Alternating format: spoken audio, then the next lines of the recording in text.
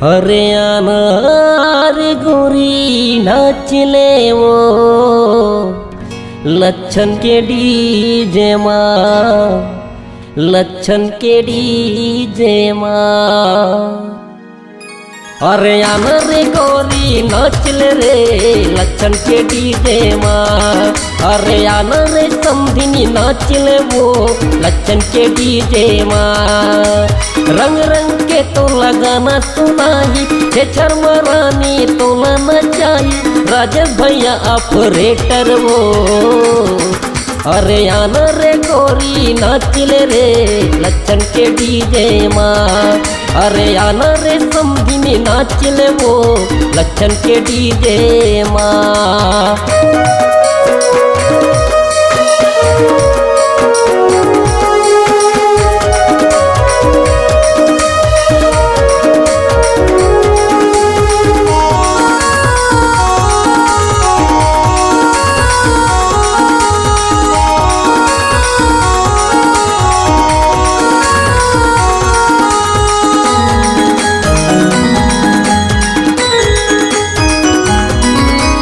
झूम झूम के तह नाचले समधिन कनिहाला, हलाले रे पसंदिया ही तगानाला, दूसर तय बजवाले रे।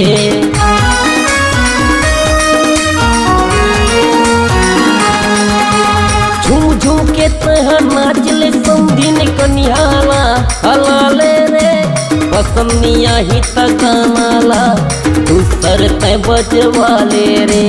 पसंदिया ही तगानाला, दूसर तय बजवाले रे। रंग रंग के तो लगाना सुनाई, हे शर्मरानी तो नचाई, राजेश भैया ऑपरेटर वो।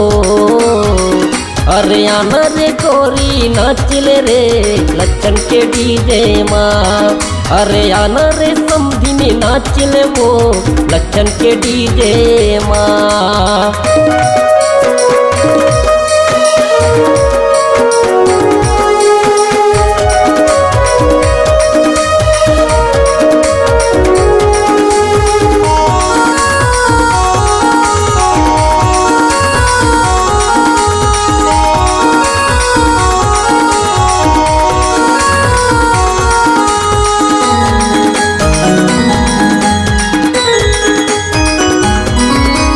कसडोल है मोरे थाना, जिला बलौदा बाजार वो।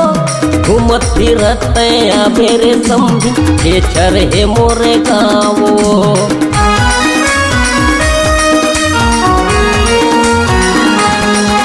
अरे कसडोल है मोरे थाना, जिला बलौदा बाजार वो। घूमत फिरत मेरे समझी, खेचर है मोरे गाँव। घूमत फिरत मेरे रानी, खेचर है मोरे गाँव। आनी बानी के गाना सुनाई, हे शर्मरानी तो नचाई, राजेश भैया ऑपरेटर वो।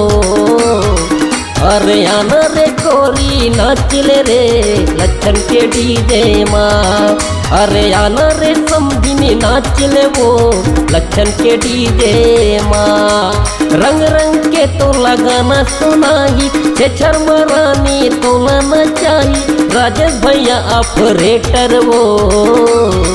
हरियाणा रे गोरी नाचले रे लच्छन के डीजे माँ। हरियाणा रे समधिनी नाचले वो लच्छन के डीजे माँ। हरियाणा रे गोरी नाचले रे लच्छन के डीजे माँ। हरियाणा रे समधिनी नाचले वो लच्छन के डीजे माँ। लच्छन डीजे एंड टेंट हाउस, गुड़ीपारा छेछर। हर खुशी के मौके पर संपर्क करें लच्छन पटेल। Mobile number 9174 35 26 22।